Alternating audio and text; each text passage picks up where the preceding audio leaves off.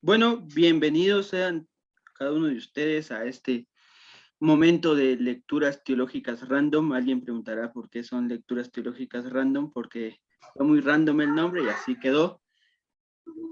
Entonces, estamos, gracias a Dios, ya justo antier, si no estoy mal, cumplimos un año de empezar con estas lecturas teológicas. Hemos estado intermitentes un poco, pero hoy vamos a comenzar. Les damos la bienvenida a todos y cada uno de ustedes. Vamos a hablar de este libro, Espiritualidad Pentecostal de Stephen Land. Bienvenidos sean a estas lecturas teológicas.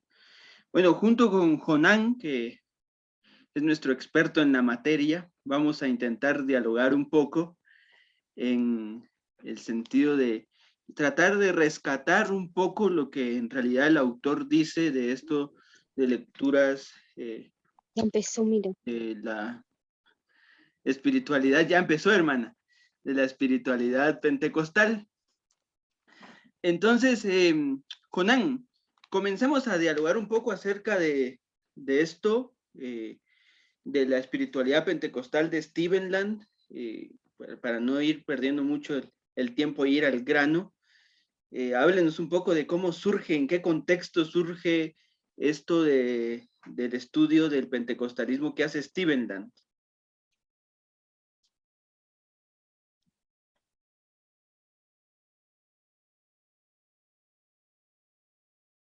Ok, gracias Henry, bienvenidos a todos. Qué bueno verles acá, luego de un par de meses de ausencia, estamos retomando estas lecturas y bueno, la dinámica es que vamos a estar exponiendo algunas ideas entre Henry y yo y si alguien quiere hacer alguna pregunta, puede interrumpir en el mismo momento, puede alzar la mano y decir, bueno, esto y esto, tengo una duda acá, me surge esto.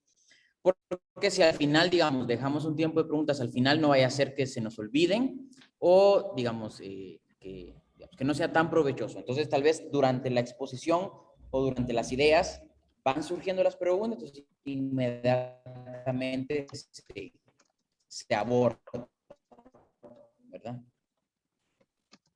Dice Milton, me gustaría saber por qué medio es posible estar pendiente de las próximas lecturas pentecostales, ya que es la primera que recibo. Yo creo que puede ser, bueno, tenemos una, bueno, para que Milton tenga acceso a estas noticias. ¿Estamos? Ok.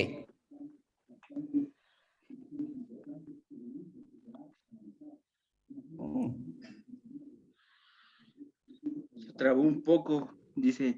Sí, Conan está teniendo ahora? algunos, más o menos. A ¿Me ver, escuchan hable. ahora? Sí, ya, yo creo que ya. Ahora, ok. Entonces les decía que Milton pregunta dónde saber, en dónde encontrar más información. Entonces Henry va a poner ahí el link de Facebook para que puedan ahí tener acceso a la información.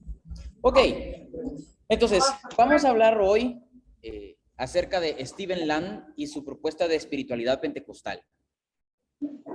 Entonces, vamos a establecer algunos momentos históricos para ubicarnos en nuestro trabajo hoy. Primero, la pregunta es, ¿dónde y cuándo surge el pentecostalismo? Entonces, es una pregunta complicada para comenzar. Primero, porque, ¿qué es el pentecostalismo? ¿Verdad? Entonces, uno podría decir, bueno, el pentecostalismo es un movimiento cristiano que surge a inicios del siglo XX, finales del siglo XIX, a inicios del siglo XX, con algunos avivamientos en Estados Unidos, por ejemplo. El gran avivamiento famoso de Los Ángeles en la calle Azusa, por ejemplo, ¿verdad? 1906. Pero luego también uno dice, ok, pero el pentecostalismo también puede surgir en los avivamientos de Topeka, Kansas, que es en otro lado, en Estados Unidos. Pero luego llegan otros expertos en pentecostalismo y dicen, ok, pero también hay avivamientos en la India, por ejemplo. Siempre dentro de la primera década de 1900. Y luego tenemos el avivamiento de Valparaíso en Chile. Y luego tenemos el avivamiento de Gales en Inglaterra siempre dentro de los primeros 10 años del pentecostalismo. Entonces uno se pregunta, ¿dónde empezó el pentecostalismo? Y la respuesta más honesta es en varios lados. ¿Me siguen ahí? Entonces, surge en varios lados. Ahora, ¿qué características tiene el pentecostalismo? Bueno, uno podría decir, bueno, los pentecostales oran muy fuerte. Ok, esa es una. Pero ¿qué pasa en el pentecostalismo en Corea del Sur, donde no oran muy fuerte? ¿Será que son pentecostales o no? Entonces uno dice, ok, entonces la característica del pentecostalismo es el bautismo en el Espíritu Santo, con la evidencia inicial del hablar en otras lenguas. Pero luego podemos preguntarnos, ¿pero todos hablan en lenguas? Entonces uno dice, sí y no, ¿verdad? Entonces, en ese sentido, vamos a decir en esta clase de hoy, en esta lectura, que el pentecostalismo es un movimiento cristiano que tiene énfasis en el Espíritu Santo, en la persona y obra del Espíritu Santo, con todo lo que esto conlleva, ¿verdad?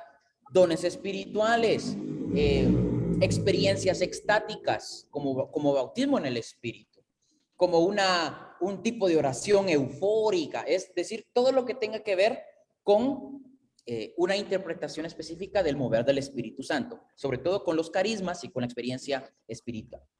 Donde surge en varios lados, surge en varios momentos, ¿verdad? No existe un momento específico. Sin embargo, la historiografía o la historia sí dice que, por lo menos, se sabe que uno de los primeros avivamientos que dan inicio al pentecostalismo, sobre todo clásico, es, por ejemplo, el surgimiento de la Iglesia de Dios, que data, por ejemplo, en el avivamiento de 1896, en las montañas de Carolina del Norte, Estados Unidos, y que luego, 10 años después, surge el avivamiento en la calle Azusa en 1906, pero que también hay el avivamiento en Kansas y los avivamientos fuera de Estados Unidos. Es decir, una vez más, el pentecostalismo surge en varios puntos, en varios momentos. Pero ¿qué los unifica? ¿Qué unifica esta serie de avivamientos misioneros, de avivamientos espirituales alrededor del mundo? Bueno, va a decir un señor llamado Walter Hollenberger, lo que unifica o lo que une a los pentecostales es la experiencia espiritual. Es la experiencia espiritual. Una experiencia, si me ayudas con los micros, Henry, es una experiencia que va acompañada de una serie de cosas, que va acompañada de una serie voy a usar esta palabra, de signos. Esta es una palabra crucial. Es una experiencia que está acompañada de signos. ¿Qué signos? Una serie de signos corporales diversos, ¿verdad? Hablar en lenguas, saltar, dar vueltas, bailar, llorar, gritar, gemir, dar vueltas no solo así, sino dar vueltas así también en el piso, movimientos no ordenados, y digo voluntariamente no ordenados, porque por lo general los pentecostales son criticados por áreas un poquito más conservaduristas en el cristianismo por el desorden. El desorden el desorden con lo no ordenado no es lo mismo. Y por eso pues digamos, la liturgia pentecostal no es desordenada, es no ordenada. Sobre todo porque estoy tratando de hacer una especie de énfasis con lo que los pentecostales hacen y con lo que no hacen también. Entonces, en ese sentido, va a decir Walter Hollenberger, lo que une a los pentecostales no es necesariamente la doctrina del bautismo en el Espíritu, sino la experiencia misma que está haciendo en la liturgia. Entonces, ante esta diversidad de expresiones pentecostales dentro del pentecostalismo, es lo que quiere proponer un poquito Stephen Land. Entonces, Stephen Land es un teólogo pentecostal clásico, específicamente formado en la iglesia de Dios. Y él lo que quiere hacer es investigar, por ejemplo, documentarse de lo que él llama la espiritualidad pentecostal. ¿Qué es la espiritualidad pentecostal? Va a decir Stephen Land.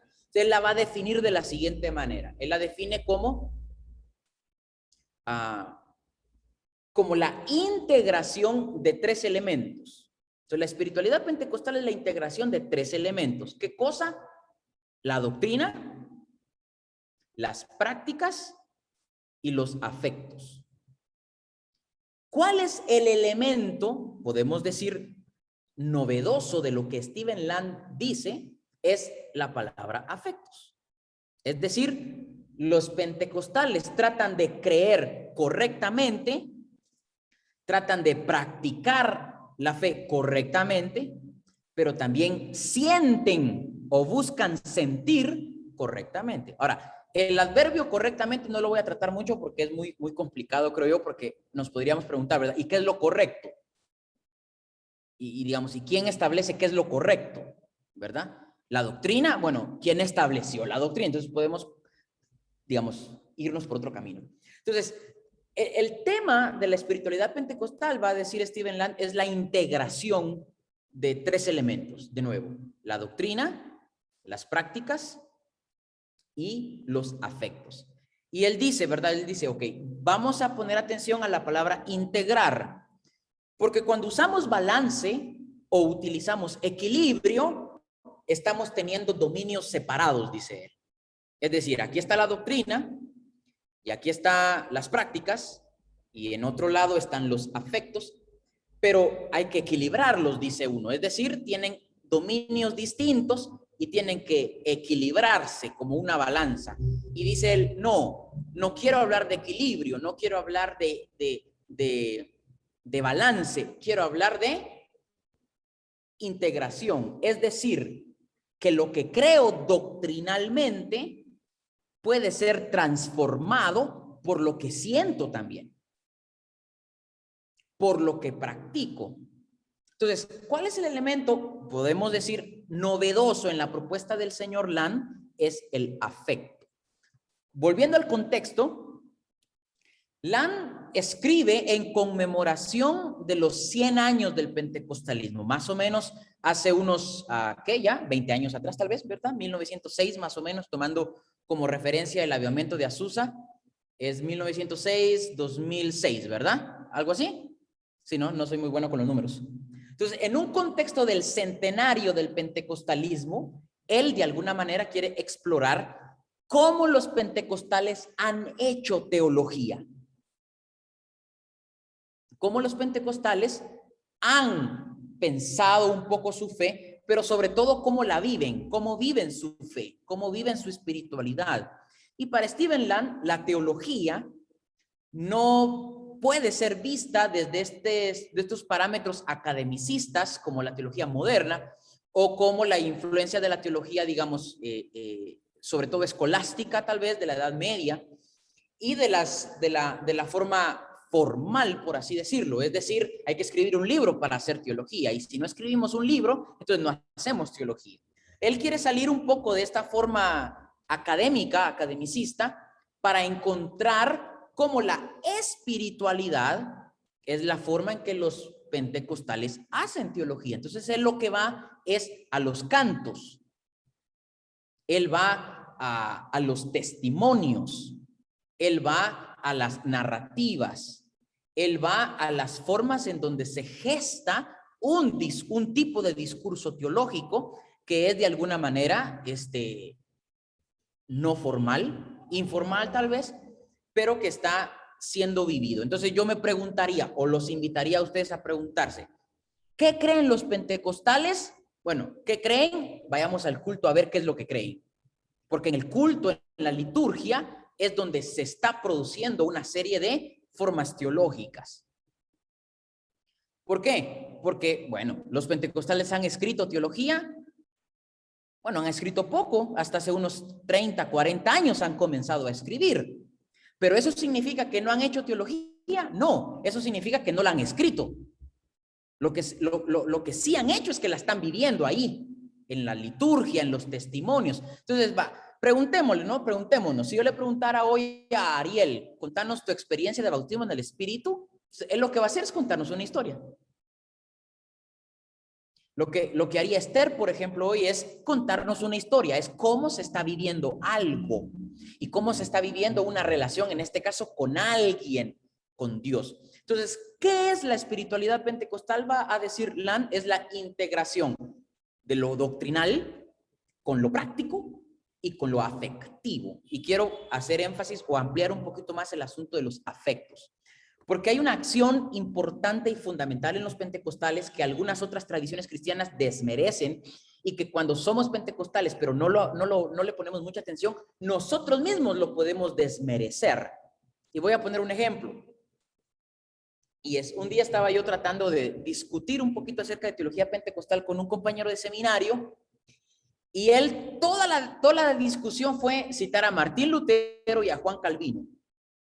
Para digamos, de alguna manera, John MacArthur, para hacer una crítica de lo que los pentecostales creemos. Y yo le decía, papi, pero estás partiendo de un elemento teórico que no entra en la discusión. Entonces, su tesis era, los pentecostales no tienen teología, porque no logro encontrar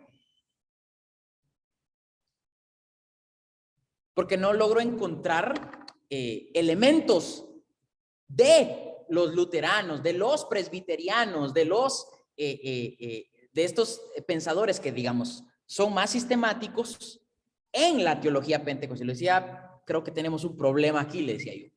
Y no estamos ubicando cómo los pentecostales están, de alguna manera, haciendo su teología.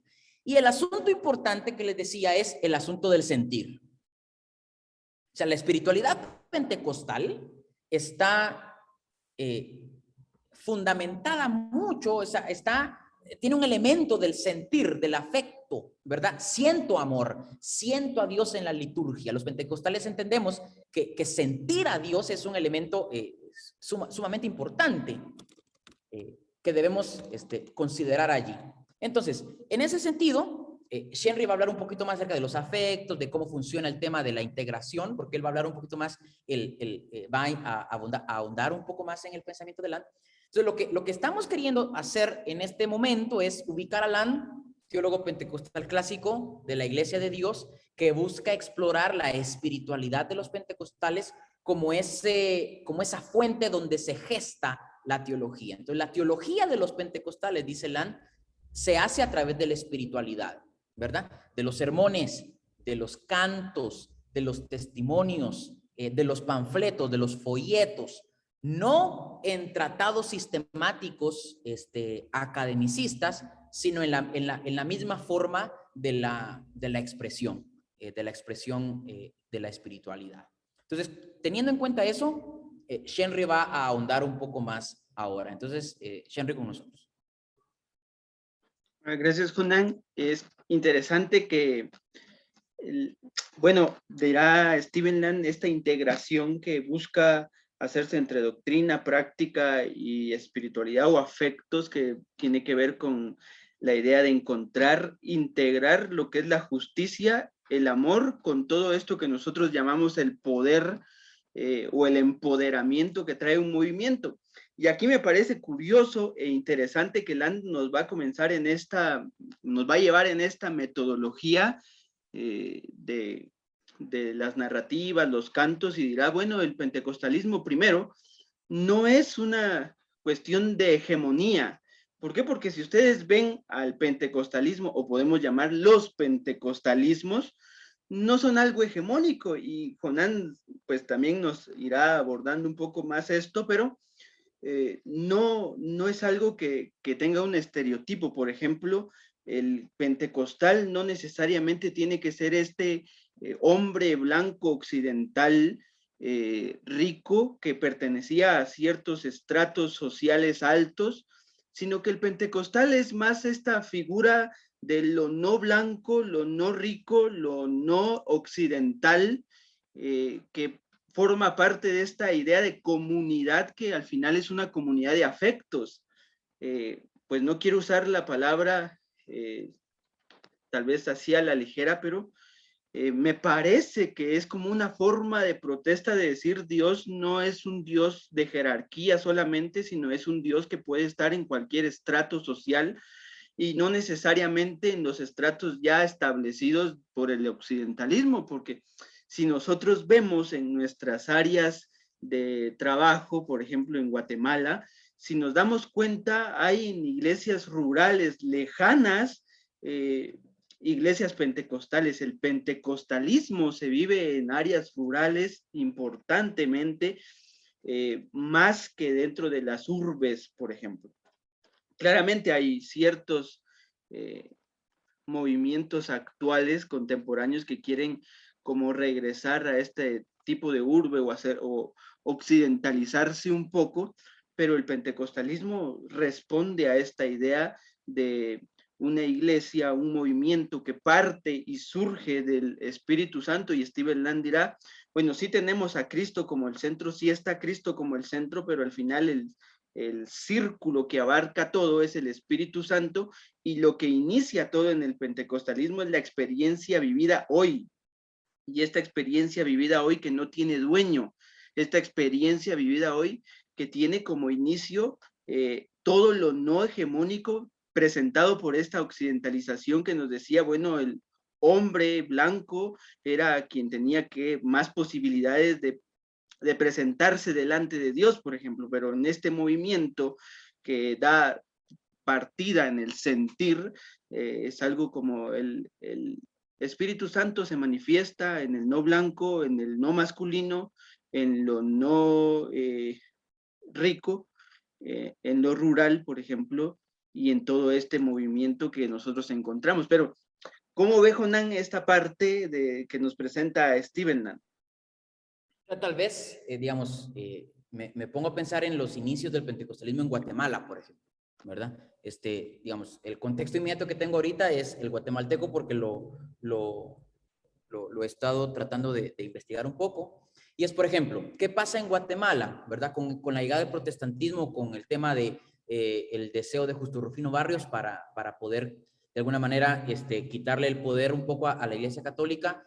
Llega el protestantismo, se organizan los creyentes protestantes, se dividen el país, y es curioso porque a los metodistas primitivos les dejan las montañas de Totonicapán y en el occidente de Xela y por allá, porque allá no querían ir los presbiterianos, porque allá no querían ir los cuáqueros, porque los amigos no querían ir por allá, sino le dan esa sección indígena, digamos, un poquito marginal también, a metodistas primitivos, y ahí se gesta el pentecostalismo, ¿verdad? En una serie de reuniones de oración donde oran mucho, y luego de orar por 10 días en ayuno y oración, hay un avivamiento pentecostal y todo se descontrola, digamos, en el occidente de Guatemala, y surge ahí un pentecostalismo guatemalteco, ¿verdad? ¿En qué condiciones? Lo que decía Henry, ¿verdad? Es gente pobre, de escasos recursos, no educada, indígenas, digamos, la gente trabajadora, digamos, de agricultores en Guatemala, y ahí surge el movimiento pentecostal, ¿verdad?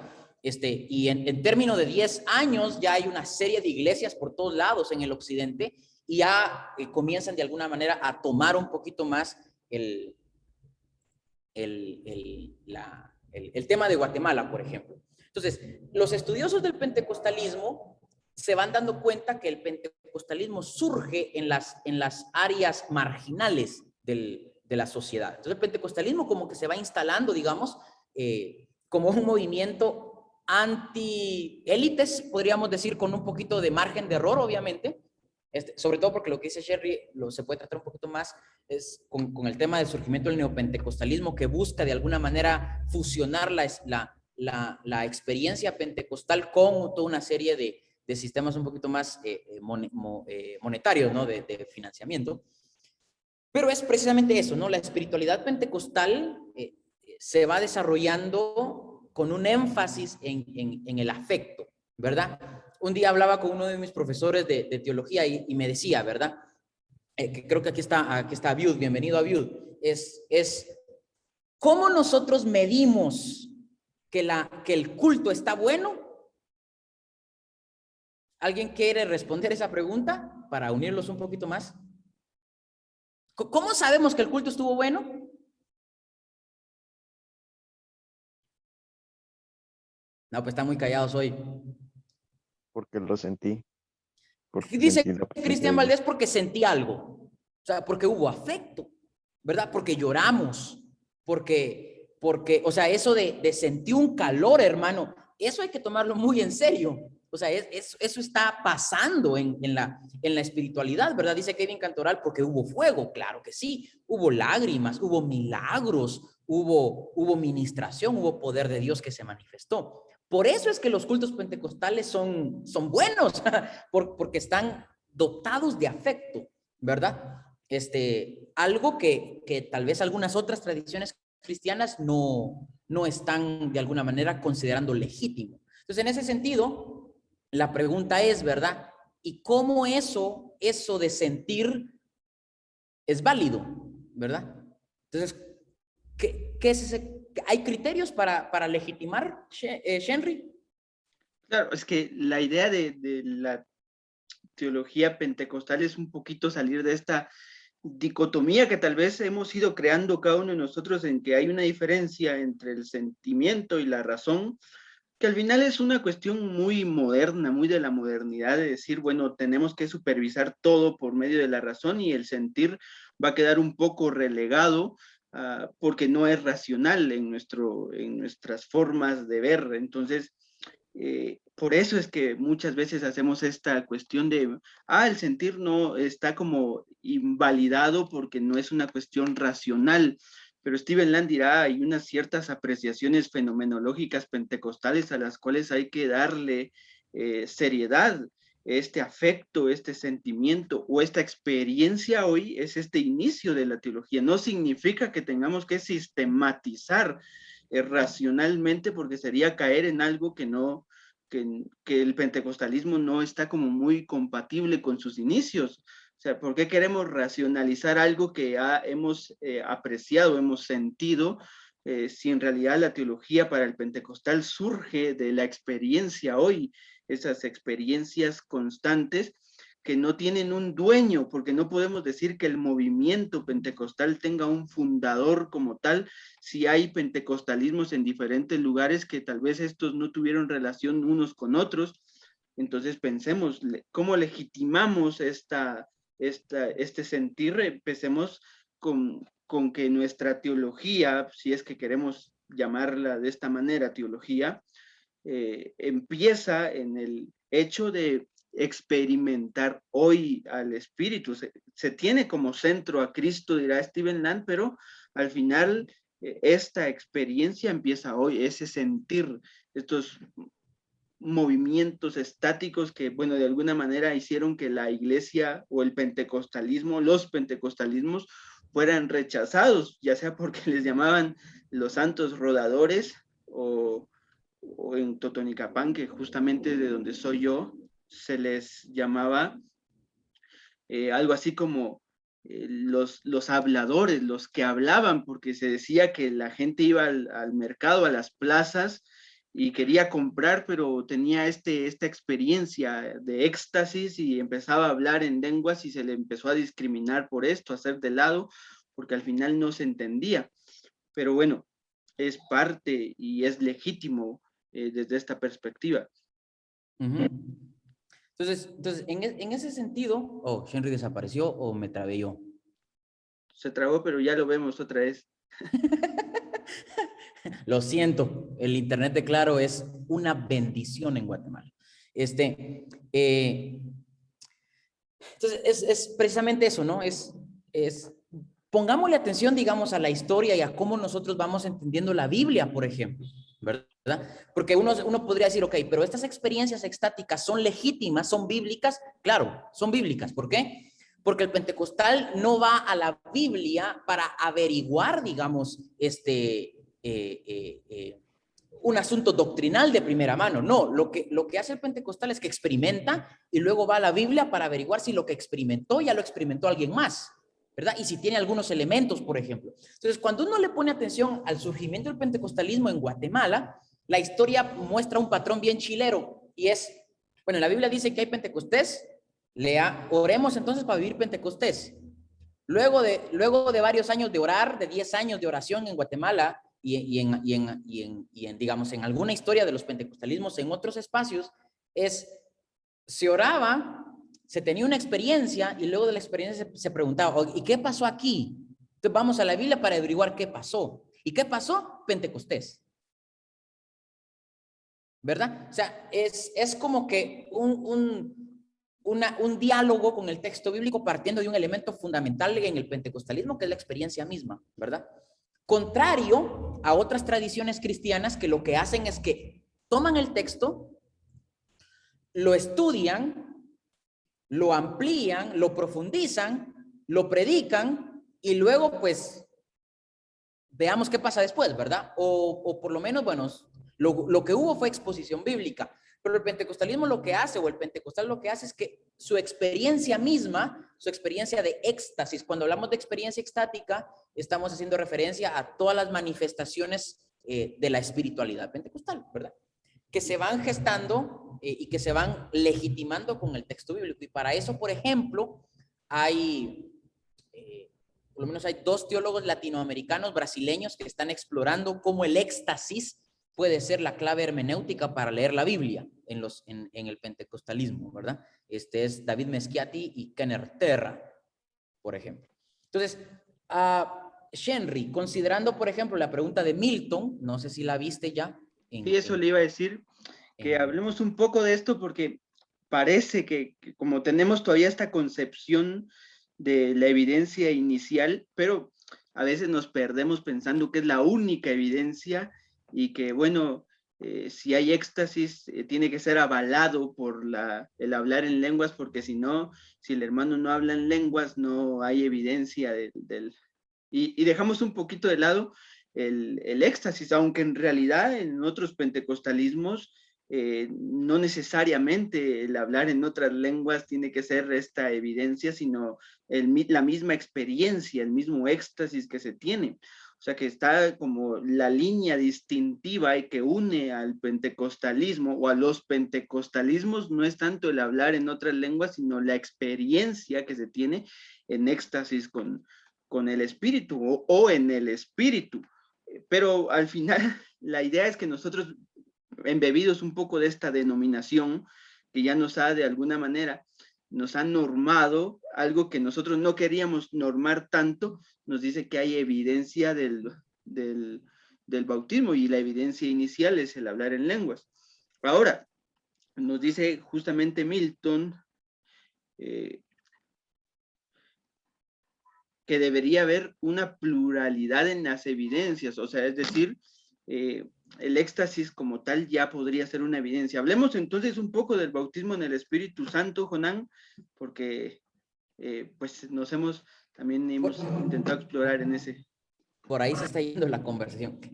Ok, precisamente porque existe una serie una diversidad de interpretaciones dentro del pentecostalismo con relación al bautismo del Espíritu, es que Land dice, ok, exploremos más bien algo más general, algo más grande que la experiencia normada como bautismo en el Espíritu, y él va a proponer la misma espiritualidad. La misma espiritualidad que en este caso podríamos entender como el marco, el escenario, la espiritualidad como el escenario donde está la experiencia o donde se gesta la experiencia. Entonces, en ese sentido, Milton dice, ¿verdad? Yo creo que debería ser evidencias en plural. Yo lo que propondría, Milton, es no hablar de evidencias más bien, sino de signos. Porque la evidencia tiene una característica, y es que la evidencia busca legitimar la experiencia. Hay una evidencia, pero el signo es natural. El signo está ahí. ¿verdad? Lo que diría Gordon Fee, un biblista pentecostal, las lenguas son natural a la experiencia, dice él, ¿verdad? Es decir, salimos de ese impasse y de ese peligro de reducir la experiencia al hablar en lenguas, es decir, usar el criterio de las lenguas como la evidencia, yo diría más bien como signo, es decir, verlo un poquito más abierto, más natural, por así decir. Entonces, en ese sentido, es por eso que Land también está queriendo decir, mejor establezcamos un marco general donde podamos entrar un poquito más todos, y es el asunto de la espiritualidad pentecostal, que es donde están interactuando y se están transformando tres elementos, ¿verdad? De nuevo, la doctrina, las prácticas y los afectos. Y es Ahora, curioso, ahorita, perdón la interrupción, que me parece interesante a mí que normar esto en señales o en evidencias, bueno, que signos podría ser más como señales, ¿no? Normar esto en evidencias es retomar algo de lo cual el pentecostalismo no quiere ser partícipe, o los pentecostalismos no quieren ser partícipes, de hacer una especie de jerarquización que excluya a las personas, porque los pentecostalismos no son excluyentes, son más la apertura de Dios en cualquier ámbito de la vida, en pensar que no se puede normar la experiencia, no se puede privatizar esta experiencia, pensando entonces que ahora si no hay una evidencia como el hablar en lenguas, entonces no se pertenece a esta comunidad alternativa a la cual vamos a llamar el pentecostalismo. Eso sería retomar algo que no queremos como pentecostales, que es hacer una hegemonía dentro de un movimiento que es la apertura para todo el que quiera experimentar, el que parta de la experiencia. Entonces nos da esta apertura de estos signos que nos dicen, bueno, está abierto, Dios está para todos. Dios está para las mujeres, Dios está para los niños más que para los adultos incluso. Dios está para el hombre de raza negra, para los indígenas de nuestros pueblos, para nosotros que también venimos de este lugar como llamado Latinoamérica, que ya nos han puesto un nombre, pero que ahí está el pentecostalismo, en el tercer mundo. Entonces, caer en una normativa por una evidencia inicial sería ir en contra de esto. Sí, entonces, en ese sentido, vuelvo y repito, ¿no? Es como que la propuesta de Land, que también otro día la podemos criticar también, lo que está haciendo Land es encontrar elementos un poquito más grandes, ¿verdad? Que traten de liberar, digamos, el pentecostalismo de una normatividad que corre el riesgo de reducir el movimiento del espíritu a una forma de verlo, ¿verdad? Entonces lo que el pentecostalismo, digamos, está en constante tensión, ¿verdad? De liberarse, digamos, de parámetros ya establecidos. Entonces, en ese sentido, lo que dice Kevin, quienes han escrito la historia nos plantean de manera negativa la mística y todo eso que se sale de la norma de la razón. Y es curioso porque cuando uno lee, por ejemplo, los primeros capítulos de Alan Anderson en su libro El Pentecostalismo, Historia del Pentecostalismo, creo, él cuenta más o menos cómo en la historia de la iglesia cristiana se han desarrollado las perspectivas de los carismas. Entonces, nosotros sabemos que por lo menos en los primeros 100 años de la iglesia cristiana, los carismas estaban ahí, ¿verdad? Los carismas del Espíritu. Pero luego se pasa al segundo periodo de la historia de la iglesia cristiana, donde ya están los padres de la iglesia, y se va entendiendo que los carismas van cesando. Se entra al periodo al tercer periodo, que es el periodo de la Edad Media, por ejemplo, cuando la iglesia se institucionaliza y surge el escolasticismo. ¿Y qué es el escolasticismo? Es esta tendencia de la iglesia a hacer teología de manera académica, racionalista, donde la razón se instaura como el criterio normativo de la fe. ¿Qué era ser cristiano en la Edad Media? Era asentir o afirmar una serie de proposiciones teológicas. Eso era todo. ¿Qué pasa en la Reforma? Martín Lutero y Juan Calvino terminan de matar todo el asunto de la mística y de este asunto del sentir. Y no hay. ¿Por qué? Porque la fe cristiana es básicamente las proposiciones bíblicas. Entonces, es decir, me aprendo las proposiciones bíblicas, las filtro por la razón y como me hace clic en la razón, entonces todo está sobre ese criterio. Entonces, el asunto místico, el asunto del sentir, el asunto el afecto, no tiene lugar. Sobre todo también el asunto del cuerpo, ¿no? El asunto corporal va siendo relegado, ¿verdad? Porque sentir no tiene sentido si no es a través de la razón. Entonces, así es como el asunto místico, el sentir, va perdiendo criterio. Pero es donde surgen los avivamientos, ¿verdad? De los que yo les hablaba al principio de la lectura de esta noche. Entonces, Kevin dice algo más ahí. Yo lo que le respondería a Kevin antes de pasar a su pregunta es que depende de quién escriba la historia, porque al final la historia ya va escrita con ciertas concepciones o intenciones para comunicar algo. Pero si en realidad vemos quiénes comparten o quiénes tratan de rescatar esta historia del pentecostalismo, nos damos cuenta de que lo que menos va a permear en estas narrativas pentecostales es la razón, porque en realidad quieren darle fuerza a la experiencia. Incluso si uno lee las narrativas pentecostales dirán que había muchos de los que al final empezaron con este movimiento, estos movimientos pentecostales a lo largo del mundo, que no tenían la conciencia de que estaban pasando por un movimiento nuevo. Al final ellos van, experimentan, adoran, cantan, testifican y después van y revisan en la Biblia si miremos si esto en realidad concuerda con algo que está en la Biblia. ¿Por qué? Porque no están embebidos de esta conciencia moderna que filtra todo por medio de la razón, y creo yo que empezar ahí es empezar a intentar encontrar la racionalidad en esto, sería darnos cuenta de que hay historia detrás de esta oficialización que ya se ha puesto de la historia, que nos ha dado más una dogmática que empezar a sentir, porque al final esto se acopla muy bien, como decía Jonán, a esta parte del cuerpo, que era un poquito olvidada, relegada en la modernidad, en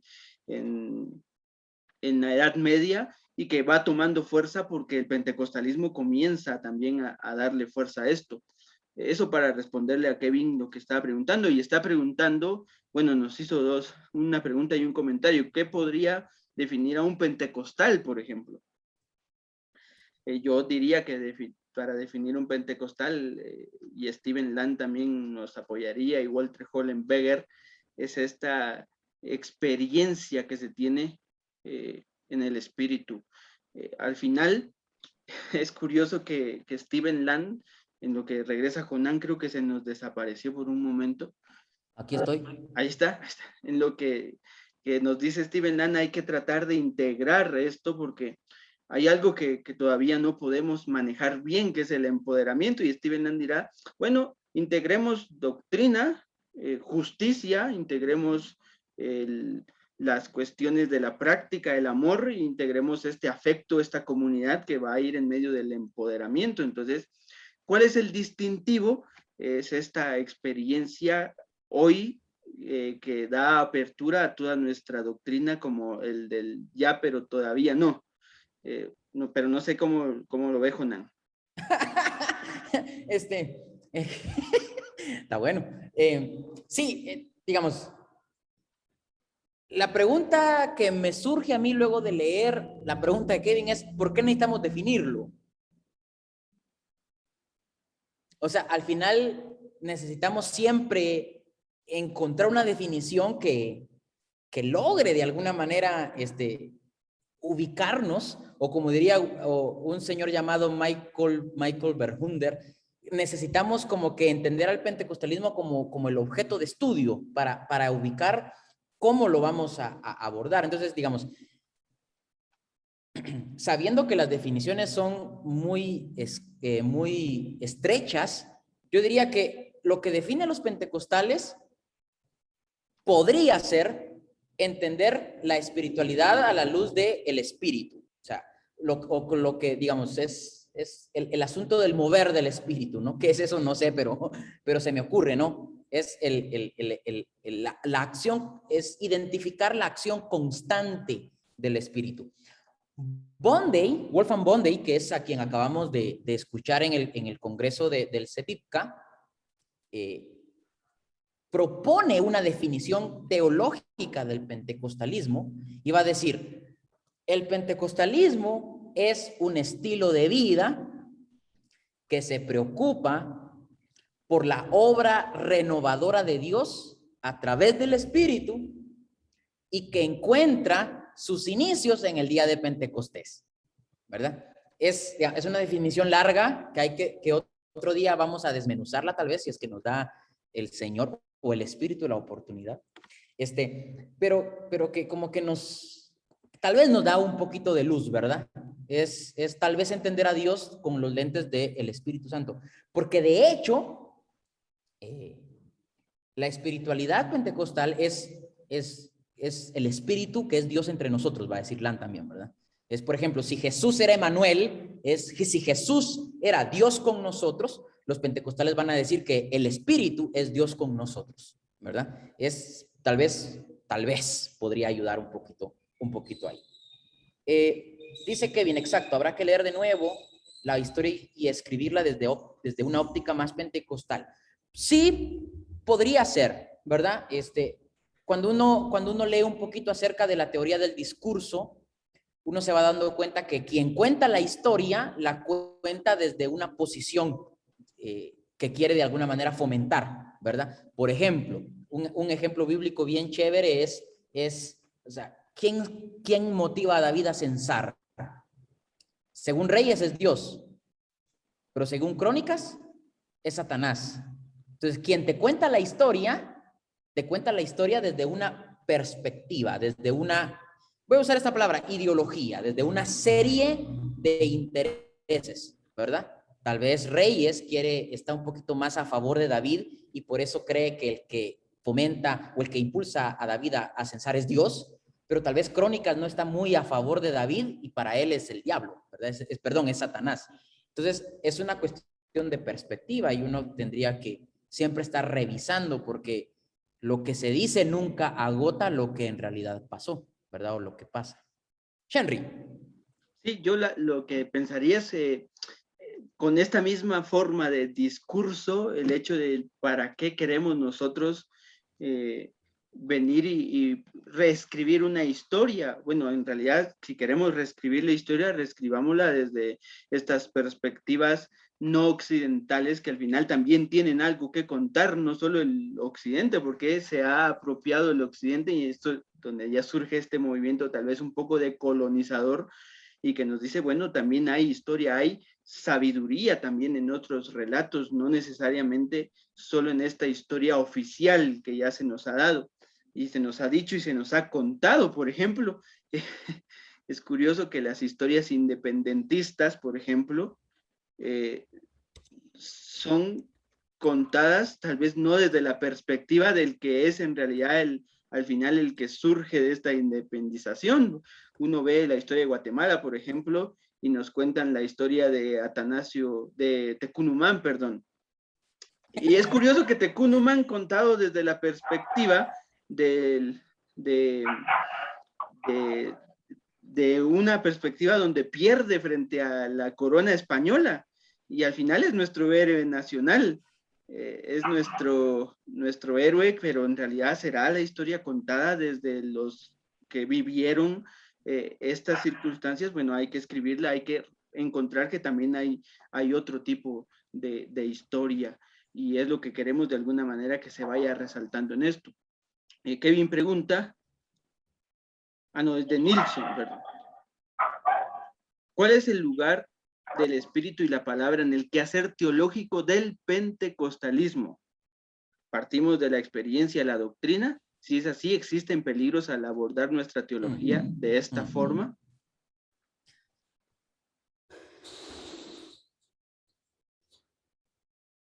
¿Ya?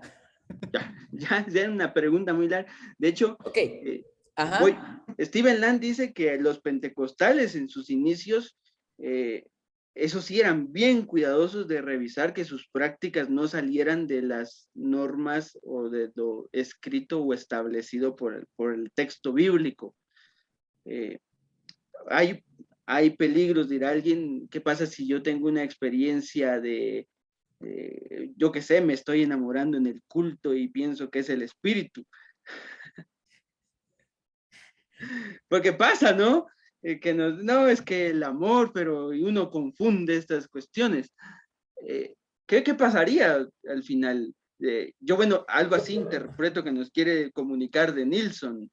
Si en realidad partimos de estas cuestiones del primero la experiencia y luego la doctrina, o si en realidad tenemos ya una doctrina y luego la experiencia. En realidad yo diría que ya hay ciertas doctrinas que el movimiento pentecostal ya practicaba, como la centralidad en Cristo, la palabra, la herencia luterana, pero que se va completando, valga con esto que nosotros nos llamamos evangelio completo en Guatemala, Iglesia de Dios Evangelio Completo, porque al final como que retomamos esta experiencia y la circunscribimos dentro de nuestra doctrina y decimos, bueno, no nos olvidemos de la experiencia pentecostal. Tenemos ya la justificación en Cristo, tenemos la entera perfección cristiana o la santificación, tenemos la sanidad, tenemos nuestro pensamiento escatológico, pero también no nos olvidemos que tenemos también una experiencia pentecostal, una experiencia en el Espíritu que da paso a estas cuestiones de la práctica, que no necesariamente la práctica tiene que ir en contra de las doctrinas que ya hemos tenido como base bíblica. Yo considero que, digamos, cuando uno lee por lo menos el primer capítulo del texto de Land, él aborda precisamente el tema de, ok, si partimos de esta misma espiritualidad, digamos, que se gesta en los espacios litúrgicos, en los espacios personales, ¿dónde queda el texto? Y es curioso porque él dice, ¿no? O sea, si somos honestos con el proceso de escritura del texto bíblico, la palabra de Dios escrita es posterior a la palabra de Dios que está haciendo. O sea, el texto escrito, la Biblia como palabra de Dios escrita, sigue más bien a lo que la misma experiencia ha gestado. O sea, ¿qué leemos en la Biblia de Nilsson? No leemos doctrina de primera mano. Leemos experiencia. La experiencia de fe. Y la doctrina viene después, en segundo grado. De hecho, los pentecostales hacen teología, dice Land, en segundo orden. Ahora, pero también se reconoce que hay una herencia, por así decirlo, que ya está establecida históricamente y que eso, digamos, el pentecostalismo o los pentecostales, digamos, no se van a meter a discutir Trinidad, por ejemplo, ¿no? Y unión hipostática y todo lo demás. O sea, no se van a meter a discutir eso. Lo que van a hacer es que van a averiguar si su experiencia está siendo experiencia en el texto bíblico también. Porque eso es actuar el texto bíblico. ¿Cuál es el lugar del Espíritu y la palabra? Están ahí. Ahora, gente como, pensadores como Kenneth Archer, me parece, él va a proponer, y que es una propuesta aceptada en la academia, 3 elementos que están en constante juego hermenéutico, ¿verdad? El espíritu, la experiencia, la palabra, el texto escrito y la comunidad. O sea, es decir, dentro de un marco, dentro de un determinado espacio comunitario, la iglesia, la comunidad, lo que sea, se juzga la experiencia que a la vez está permeando el texto bíblico, que a la vez está siendo en un contexto comunitario, ¿verdad? En una comunidad. Entonces, en ese sentido, no es que la palabra está por encima del espíritu o el espíritu está por encima de la palabra, sino que más bien están ahí, están siendo, ¿verdad? Y que el uno no es sin el otro, ¿verdad?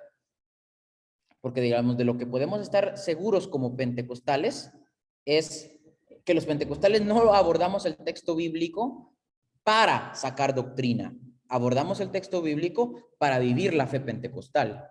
¿verdad? La doctrina ya la hicieron otros, ¿verdad? Y que sigan si quieren. Pero el pentecostal no está para determinar doctrina, está para vivir la fe en la espiritualidad que se gesta en los... ¿Cuál es el peligro? Mira, pues, el peligro que yo noto es que podemos terminar creyendo algo distinto que lo que creen los presbiterianos, por ejemplo. Ese es el peligro. ¿Verdad? El peligro es que al final creamos de manera loca que no entra en la ortodoxia católico romana, por ejemplo, o en la ortodoxia evangelicalista gringa, por ejemplo, ¿verdad? Eso creo que sería el peligro más bien, y que sería peligro para nosotros, ¿no? Ok. Antes de pasar los anuncios, porque vamos a terminar, ¿cuál es mi invitación para ustedes? Y es, vayan al culto.